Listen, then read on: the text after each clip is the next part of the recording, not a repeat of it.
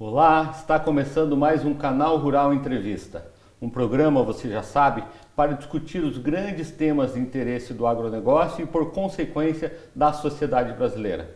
Hoje, gravando direto de Baku, no Azerbaijão, onde acontece a COP29, eu recebo o Ricardo Alban, presidente da CNI, a Confederação Nacional da Indústria. Presidente, obrigado pela disposição e disponibilidade de atender o Canal Rural. Eu que agradeço, Giovanni, a oportunidade de estar aqui com o nosso agro, que afinal de contas nós, a indústria e o agro, só tem algo em comum, tudo se complementa. Perfeito, muito obrigado. Eu vou começar com uma pergunta, presidente, bem peculiar e temática ao ambiente onde a gente está, que é da sustentabilidade. A indústria discute muito a economia como um todo, a economia de baixo carbono. Como que o Brasil está posicionado nesse contexto? Olha, eu vejo muito bem, mas não é essa percepção de um modo geral. Nós temos muitas percepções equivocadas e, na verdade, nós da indústria representamos cerca de 7% das emissões de carbono no Brasil. E temos feito muito, não só diretamente na indústria, mas até mesmo os produtos industriais que são destinados ao agro, quer sejam insumos e equipamentos, eles cada vez mais estão buscando a sustentabilidade, a transição verde, para que possa atender à demanda não só da sociedade, mas também do que é preciso para podermos mitigar os efeitos climáticos. A presença da CNI nas últimas COPs tem a ver com isso também, tornar mais perceptível e também incentivar esse processo de transformação na indústria? Sim, nós temos vindo para as últimas COPs justamente para termos um pouco mais da nossa narrativa e apresentarmos tudo o que o setor industrial e mais algumas coligadas. Nessa COP agora mesmo aqui em Baku, nós estamos com a Confederação Nacional dos Transportes, a Confederação Nacional dos Seguros, para podermos trabalharmos em conjunto e mostrar como essa interatividade tem contribuído para fazer esse processo de sustentabilidade, principalmente tudo ligado ao meio ambiente. Nas últimas COP nós temos vindo muito mais como apenas uns demonstradores, apenas como os expositores de case, no nosso caso, e começamos a pensar muito seriamente em como podemos implementar isso de forma mais efetiva para melhorar a percepção da sociedade, principalmente uma grande oportunidade que vamos ter com a COP30 em Belém. Ok. A CNI, o senhor tem falado muito do SB COP. Tá? Podia explicar para a gente um pouco mais sobre essa iniciativa, essa proposta que a CNI está trazendo? Bom, ao longo desse ano, a CNI teve a oportunidade de fazer a coordenação do B20. O B20 é o setor empresarial do G20. Nós teremos no próximo ano a oportunidade de fazer também a coordenação do CBRICS. O CBRICS é a versão do setor empresarial do BRICS, que está sendo adicionado em vários outros países agora. A experiência do B20 nos mostrou algo bastante interessante, como nós podemos ser interativos, mas propositivos, com as recomendações que sempre foi feito. E nós tivemos um feedback muito interessante esse ano, a atuação do B20 que nós fizemos. Quando do lançamento da coordenação do CBRICS próximo ano, nós pensamos e tivemos a ideia de eventualmente por que a COP tem que ser, já que é algo tão importante, tão conectado com a realidade de todos, por que ela tem que ser algo apenas de governo ou de organizações não governamentais? Por que o setor empresarial, que é totalmente compromissado com a sustentabilidade, não pode ter a sua narrativa e a sua contribuição? Com base nessa expectativa, nós sugerimos ao presidente da República, que já adotou, já que tanto o B20 como o CBRICS foi lançado pelos próprios governos, de lançarmos a versão empresarial da COP30 em Belém, com esse modelo chamado de Sustainable Business COP. E vamos estar lançando esse agora na COP30, com várias congêneres do mundo inteiro e também os parceiros nossos das confederações no Brasil, para que tenhamos e apresentemos as narrativas do setor empresarial, todo o compromisso que o setor da economia real tem com a sustentabilidade, e temos muitos casos de sucesso, muitos, no agro, na indústria, no comércio civil, temos casos, felizmente, de referências mundiais, e podemos ser propositivos e evitar que talvez sejamos impelidos a assumir certos compromissos que podem comprometer o desenvolvimento econômico e, consequentemente, social e com a inclusão social no Brasil. Importante deixar claro, presidente, para os nossos ouvintes, que isso não se trata de uma proposição, de uma proposta pontual para a COP30. A ideia é inserir isso no contexto das COPs mundo afora. É semelhante ao que nós temos com o B20. Como é que nós podemos assegurar isso? É justamente o que nós temos feito ao longo desses últimos 30, 40 dias. Estive na Suécia conversando com a nossa congênere, a Business Sweden, estive na Alemanha conversando com a BDI, estive agora no Japão conversando com o Kindarem, já conversamos com o West Chamber, já conversamos com o MEDEF, já conversamos com a ONU. É para que aqui no Brasil seja lançado e ficarmos o setor empresarial responsável. Tudo indica que a próxima COP deverá ser na Austrália. Na Austrália, vamos pegar o setor empresarial da Austrália também, fazer o mesmo movimento com a participação e com as recomendações, e assim sucessivamente, para que a gente tenha efetivamente essa voz construtiva no entendimento do que é sustentável, no entendimento de como preservar o clima e, mais ainda, transmitindo para a sociedade o que o setor empresarial, o que a vida real da economia tem feito em prol da sustentabilidade. Eu vou fazer um paralelo aqui, presidente, da economia, da indústria de baixo carbono, à agricultura de baixo carbono. O conceito é o mesmo. Mas isso não se faz com a iniciativa privada sozinha. A gente precisa do regulatório, precisa do parlamento, do executivo. Que tipo de incentivo pode vir desse contexto, desse ecossistema, para auxiliar a indústria e a própria agricultura nessa relação de baixo carbono? É bem pontuado. Nós temos, no Brasil, principalmente, recursos limitados. E o Brasil é o grande celeiro. Hoje nós somos o celeiro do mundo em termos alimentícios, mas nós somos o grande celeiro de sustentabilidade também para as nossas reservas naturais, não só de matas, mas também de todo um outro conceito, quer seja energias renováveis e tudo mais que nós podemos contribuir, até mesmo a parte de mineração para a transição energética. Então nós somos realmente um grande potencial. Só que nós temos, obviamente, recursos limitados. O mundo não. O mundo tem recursos ilimitados, entre aspas. Existe uma quantidade de recursos sobrando no mercado mundial que tem propiciado uma série de especulações no mercado financeiro por conta dessa sobra. Buscando investimentos, buscando portos seguros. O que nós precisamos? Nós precisamos atrair principalmente as grandes nações que ainda não estão se comprometendo com o Acordo de Paris, que ainda não estão se envolvidas diretamente na COP. E qual seria uma forma pragmática de envolver isso? É olhando o setor empresarial, daí vem também o conceito do SB-COP. O setor empresarial mundial, as grandes multinacionais, as grandes transnacionais, nas quais nós temos, felizmente, algumas de sucesso, elas têm hoje um foco. A percepção de valor, a percepção de imagem da sociedade é super importante, é um ativo intangível de valor imensurável. Então estão focando na demanda. E isso vem por quê? Por conta disso a imagem de sustentabilidade, a imagem de compromisso com o futuro.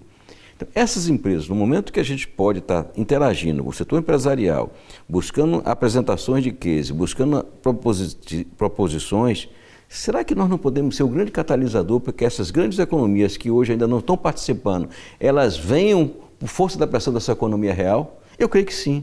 E aí nós vamos poder o quê? Garantir também um fluxo de funding necessário para que isso tudo forme um ciclo virtuoso. É simples? É fácil? Não. Mas precisamos ser feito. O Brasil apresentou nesta COP a sua nova meta climática, a NDC, né?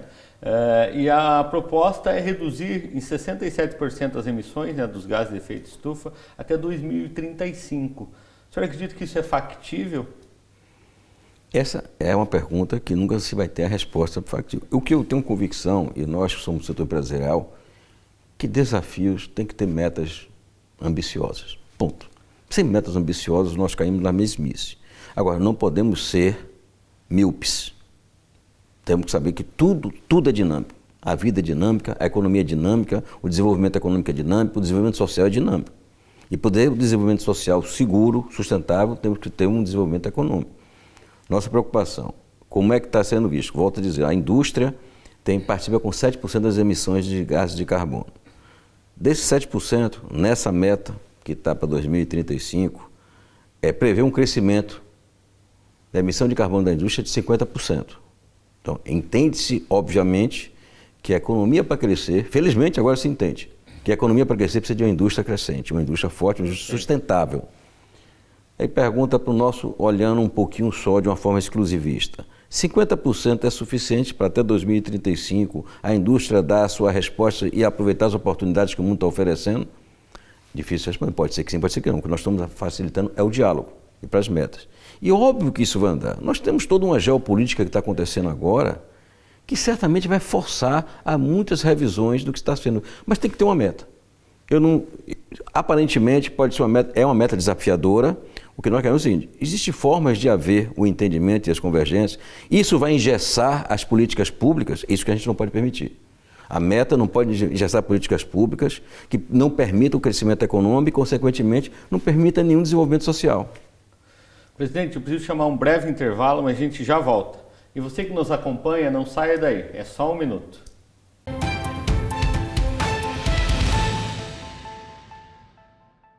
Olá, estamos de volta com o canal Rural Entrevista. Lembrando você, direto de Baku, no Azerbaijão, com Ricardo Alban, presidente da CNI.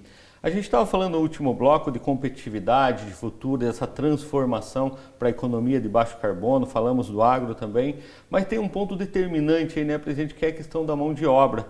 O senhor tem falado bastante sobre a disponibilidade e a qualificação dessa mão de obra. Como que a indústria tem trabalhado essa mão de obra do futuro necessária a essa transformação? Giovanni, temos questões realmente muito de origem no nosso Brasil, independente do que todos falam hoje em dia, custo Brasil. Mão de obra é um caso que tem se tornado bastante delicado para todo o segmento, não é só para a indústria, para o próprio agro. O agro cada vez mais existe profissionais especializados para trabalhar na mecanização, na automação, na tecnologia, e indústria não é diferente. Nós estamos falando em uma neoindustrialização, estamos falando na nova indústria Brasil, pressupomos também maior tecnologia, maior especialização. E, inclusive, na própria construção civil, que a gente sempre teve aquela ideia de que é uma mão de obra mais simples, digamos assim, como requisito, mas nós estamos falando da industrialização da construção civil, e tudo requer mão de obra. E temos hoje um efetivo aumento de mão de obra em carteira assinada e um efetivo aumento do índice de desemprego caindo. Mas também temos efetivamente uma constatação de menos gente procurando emprego e que temos que resolver essa equação de forma criativa, objetiva, pragmática e justa. Ao lado disso, nós temos que retreinar nossa mão de obra. Esse é um esforço hercúleo.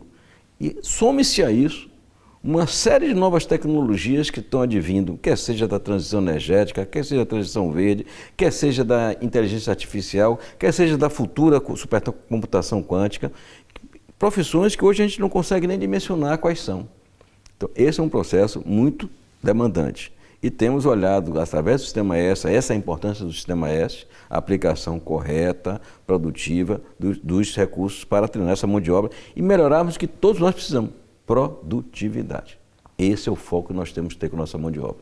Perfeito. O senhor falou aí de custo Brasil, eu quero trazer a discussão dos juros aqui. A gente teve um ano aí de 2024 com uma tendência de baixa da Selic que se reverteu, estamos vivendo uma tendência de alta e uma economia cada vez mais influenciada pelo câmbio, pelo dólar. Como que a indústria tem trabalhado isso, essa necessidade de desenvolvimento e ganhar eficiência e competitividade, olhando a questão dos juros? Olha, eu tenho conversado muito sobre essa parte de juros. Obviamente que eu não quero crucificar os juros, mas queremos fazer uma reflexão sobre os juros. A reflexão por que nós temos endemicamente juros reais tão altos ao longo do tempo. Por que nós falamos isso? Assim como a gente enxerga o agro, um importante parceiro para a economia real, para a indústria, nós nos complementamos, o sistema financeiro ele é crucial para essa complementariedade da atividade econômica. Porque, a princípio, o sistema financeiro ele tem que ser um intermediário financeiro, para que seja um alavancador de investimentos, um alavancador de capacidade produtiva, um alavancador de possibilidade de estoques reguladores. E hoje, na realidade do Brasil, onde você tem na indústria principalmente, a indústria ela compete com o mundo, a indústria não tem fronteiras agrícolas, a indústria não tem fronteira de comércio, a indústria não tem fronteira de serviço, a indústria é quem produz melhor e com melhor condição de venda. Então nós temos um encargo muito grande, e ainda por cima nós temos cadeias longas. Não é o caso de muitos outros setores que as cadeias são curtas. Nós temos, se pegarmos desde o algodão até o tecido, nós temos uma cadeia intermediária que a cada agregação de custo financeiro pesa estupidamente. Então nós precisamos fazer uma discussão muito séria de qual é o princípio. E mesmo assim, nós temos como base só o déficit primário.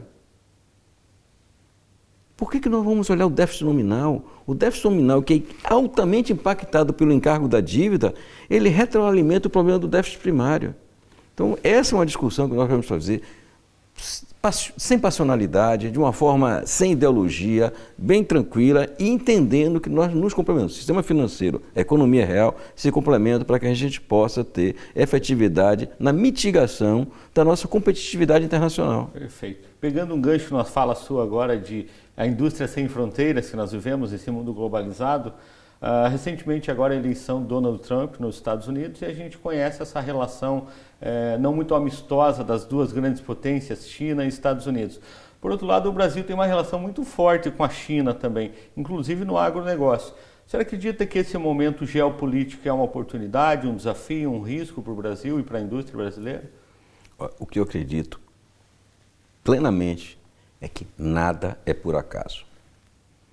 Então, dentro desse conceito que nada é por acaso, não é o fato de termos um candidato a presidente que venceu, uma candidata a presidente que foi derrotada.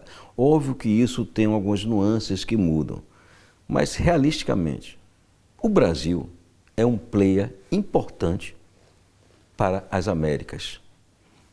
Muito mais importante para a América Latina. É um player, ninguém pode dar as costas ao Brasil.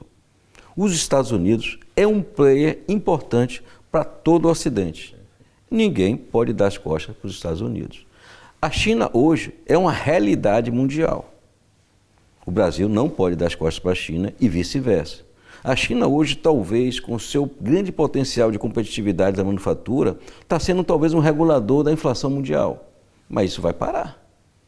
Óbvio que a competitividade que a China ganhou cria muitos embaraços para o crescimento e uma certa autonomia do crescimento econômico de cada país. E eles têm que se preservar, até mesmo para ganhar tempo de equilibrar essa competitividade. Se os Estados Unidos e a Europa precisam de criar barreiras para ganhar o tempo necessário para readequar sua competitividade, imagine o Brasil com o nosso famigerado custo Brasil. Então o que nós temos que ter é equilíbrio e não, como é a histórica do Brasil, fecha as portas para ninguém. A geopolítica faz parte desde que a civilização existe. Perfeito. Para a gente finalizar, presidente, COP29 não deixa de ser uma preparação também à COP30 no Brasil. Qual a sua expectativa com a realização da COP30 e desse evento no Brasil em 2025? Ela é desafiadora. Todos nós sabemos, o governador do estado do Pará, o Helder Barbalho, está totalmente comprometido, entendo que o governo também, mas é um grande desafio, mas é uma grande oportunidade nós estarmos em plena Amazônia. Nós vamos virar o foco do mundo. Será que isso não é uma grande oportunidade? Será que algo que eu tenho dito muito recentemente, mas tem um ditado que diz água mole em pedra dura, tanto bate até que fura, não é verdade? Mas será que isso é uma oportunidade de nós olharmos o Brasil sob o prisma do copo meio cheio? Hoje o mundo e várias narrativas olham o Brasil sob o prisma do copo meio vazio. Eu acho que a COP30 pode ser, por isso que nós estamos pensando no Sustainable Business COP, na SBCOP, por isso que a COP30 está sendo chamada a COP das COPs. Obviamente vão ser revisados alguns tipos de compromissos, mas nós podemos transformar isso em uma grande oportunidade para a imagem do Brasil, para os produtos do Brasil, para a manufatura do Brasil, ou seja, para esse Brasil que o trem está passando mais uma vez e que nós não podemos deixar. É o trem da transição energética, é o trem da transição verde, é o trem de um país friendly, shoring e economicamente sustentável. Então nós temos que aproveitar, nós não podemos nos dar o luxo de perder essa oportunidade e o mundo inteiro enxerga isso. É impressionante que eu não tive para finalizar essas viagens agora, Japão, Alemanha, Suécia e outras tantas, como todos estão interessados em saber como vai ser a COP30 no Brasil. Perfeito, presidente. Estamos chegando ao final de mais um Canal Rural Entrevista. Eu quero agradecer a sua disposição, a sua disponibilidade e clareza aqui na nossa conversa. Obrigado, eu que agradeço, estamos à disposição e vamos continuar porque vale a pena.